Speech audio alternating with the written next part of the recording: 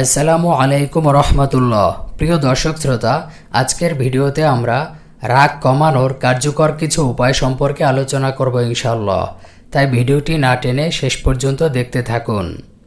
মানুষকে ধোঁকা দেওয়া ও প্রতারণার ক্ষেত্রে ক্রোধ তথা রাগ হচ্ছে অভিশপ্ত শয়তানের অস্ত্র। শয়তান মানুষকে ক্রোধের বশবর্তী করে বিচ্যুতির ফাঁদে ফেলে বিপদগামিতার দিকে নিয়ে যায়। রাগ বা ক্রোধ মানব জীবনে সবচেয়ে ভয়ানক শত্রু। মানুষ যখন রাগান্বিত হয় তখন তার মস্তিষ্ক স্বাভাবিক প্রক্রিয়ায় কাজ করে না। তার স্বাভাবিক জ্ঞান লোপ পায়, ফলে সে যে কোনো অঘটনে নিজেকে জড়িয়ে ফেলতে পারে। রাগ নিয়ন্ত্রণে রাখার নিমিত্তে মনস্তাত্ত্বিকবিদরা নানাবিধ উপায়ের কথা বলেছেন, কিন্তু আজ আমরা পবিত্র কোরআন হাদিসের দৃষ্টিতে রাগ নিবারণের কার্যকর পন্থা সম্পর্কে জানার চেষ্টা করব ইনশাআল্লাহ। পবিত্র কোরআনের বিভিন্ন আয়াতে রাগ নিবারণের উপায়ের পদ্ধতির প্রতি ইঙ্গিত করা হয়েছে। অন্যের ভুলভ্রান্তিকে মার্জনার দৃষ্টিতে দেখা। এ প্রসঙ্গে পবিত্র কোরআনে ইরশাদ হয়েছে, তারা সফল মানুষ যারা অন্যায় ও পাপকর্ম থেকে নিজেদের বিরত রাখে এবং যখন ক্রোধান্বিত হয় তখন আত্মসংবরণ অর্থাৎ তাদেরকে ক্ষমা করে দেয়। সূরা শুরা আয়াত নম্বর 37। তাকওয়া ও পরহেজগারিতা। আল্লাহ তাআলা পবিত্র কোরআনে তাদের তাকওয়া ও পরহেজগারী হিসেবে অভিহিত করেছেন যারা ক্রোধকে দমন করতে পারে। অন্যভাবে বলা যেতে পারে যে ক্রোধ দমনের সক্ষমতাই তাকওয়া ও পরহেজগারিতার পরিচয়। পবিত্র কোরআনের ভাষায়, আর তোমাদের প্রতিপালকের মার্জনা ও বেহেশতের দিকে দ্রুত ধাবিত হও, যার বিস্তৃতি আকাশমণ্ডলী ও পৃথিবীর সমান, যা তাকওয়াধারীদের জন্য প্রস্তুত রাখা হয়েছে, যারা সচ্ছল ও অসচ্ছল অবস্থায় আল্লাহর পথে ব্যয় করে, ক্রোধ সংবরণ করে এবং মানুষের প্রতি ক্ষমাশীল। আর সৎকর্মশীলদের আল্লাহ ভালোবাসেন। সূরা আলে ইমরান আয়াত নম্বর 133 থেকে 134।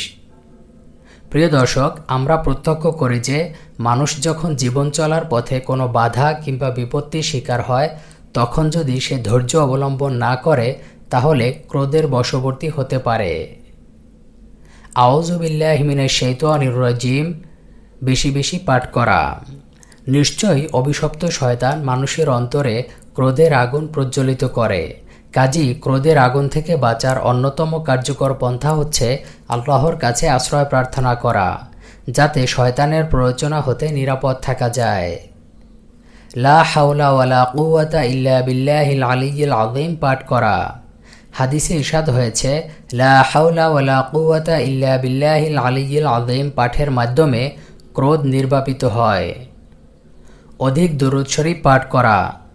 হযরত রাসূলুল্লাহ সাল্লাল্লাহু আলাইহি ওয়াসাল্লামের প্রতি দরুদ শরীফ পাঠ মানুষের আত্মাকে প্রশান্ত ও ক্রোধকে নিবারণ করে। সিজদা করা। রাগ ও ক্রোধ থেকে নিষ্কৃতি পাওয়ার অন্যতম উপায় হচ্ছে মানুষ যখন রাগান্বিত হয় তখন তার উচিত সিজদা অবনত হওয়া, কেননা সিজদা ক্রোধের আগুনকে নির্বাপিত করে। এ সম্পর্কে ইসলামী স্কলাররা বলেন, ক্রোধ হচ্ছে অগ্নি স্ফুলিঙ্গের ন্যায়, যা মানুষের মন ও মানসিকতার উপর নেতিবাচক প্রভাব ফেলে। এ অবস্থাতে দেখা যায় ক্রোধান্বিত ব্যক্তির চোখ রক্তবর্ণ হয়ে যায়।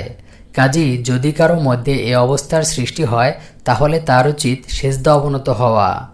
যে ক্রোধান্বিত অবস্থায় সিজদা অবনত হবে আল্লাহ তাআলা তাকে শয়তানের প্রজ্বলিত আগুন থেকে রক্ষা করবেন এবং তার অন্তরে প্রশান্তি সৃষ্টি হবে। অবস্থার পরিবর্তন সাধন। বলা হয়, যদি কেউ বসা অবস্থায় ক্রোধান্বিত হয় তাহলে উঠে দাঁড়াবে, যদি দাঁড়ানো অবস্থায় ক্রোধের শিকার হয় তাহলে বসে যাবে কিংবা নিজের স্থান পরিবর্তন করবে। এক্ষেত্রে কিছুটা হাঁটাহাঁটি করার কথাও বলা হয়েছে। অবস্থার এমন পরিবর্তনের মানুষের ক্রোধের আগুন প্রশমিত হয়। অজু কিংবা গোসল করা। ক্রোধের আগুন নিবারণের জন্য হাত পা ধৌত করা অর্থাৎ অজুর আমল ইতিবাচক প্রভাব ফেলে। কাজেই অজু কিংবা গোসল এক্ষেত্রে অত্যন্ত কার্যকর প্রভাব ফেলে। এ সম্পর্কে বলা হয়েছে, যখন তোমাদের মধ্যে কেউ ক্রোধান্বিত হও তখন অজু কিংবা গোসল করবে, কেননা ক্রোধ হচ্ছে অগ্নি আর পানি অগ্নিকে নির্বাপিত করে দেয়। ভিডিওটি ভালো লাগলে লাইক দিয়ে শেয়ার করে দিন।